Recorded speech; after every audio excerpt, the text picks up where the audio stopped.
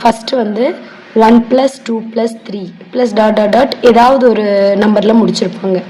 இப்போ நம்ம இதை ஆட் பண்ணுவோம்ல, 1 + 2 3, அடுத்து 3 + 3 6, இந்த மாதிரி ஒவ்வொரு நம்பரை ஆட் பண்ணிகிட்டே வருவோமா. ஃபார் எக்ஸாம்பிள் இங்கே 10 வரைக்கும் இருக்குன்னு வச்சுக்கோங்க. அப்போ 1 + 2 + 3 + 4 + 5 + 6 + 7 + 8 + 9 + 10 வரைக்கும் வேல்யூஸ் எல்லாம் நம்ம ஆட் பண்ணுவோம்ல, அதை தான் அந்த வேல்யூவை ஃபைண்ட் அவுட் பண்ணுறதுக்கு தான் நம்ம இந்த ஃபார்முலா வந்து யூஸ் பண்ணுறோம்.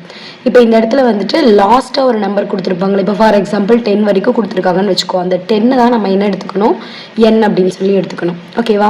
ஸோ இப்போ நம்பர் வந்து 1 + 2 + 3 அந்த மாதிரி ஒவ்வொரு நம்பரை ஆட் பண்ணியிருந்தாங்க அப்படின்னா அப்போ என்ன ஃபார்முலா யூஸ் பண்ணணும், n × n + 1/2. ஓகேவா? அதுவே ஸ்கொயர் பண்ணி ஆட் பண்ணியிருந்தாங்கன்னா, இப்போ 1² + 2² + 3² இந்த மாதிரி கொடுத்துருந்தாங்க அப்படின்னா இப்போ என்ன ஃபார்முலா, n × n + 1 2n + 1/6.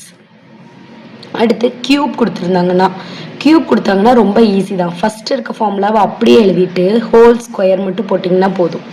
1³ + 2³ + 3³ இருந்தால் என்ன எழுதணும், ஃபஸ்ட்டு ஃபார்முலா எழுதணும் இல்லையா, n × n + 1/2. அது கூட என்ன போட்டால் போதும், ஹோல் ஸ்கொயர் மட்டும் போட்டால் போதும். ஓகேவா?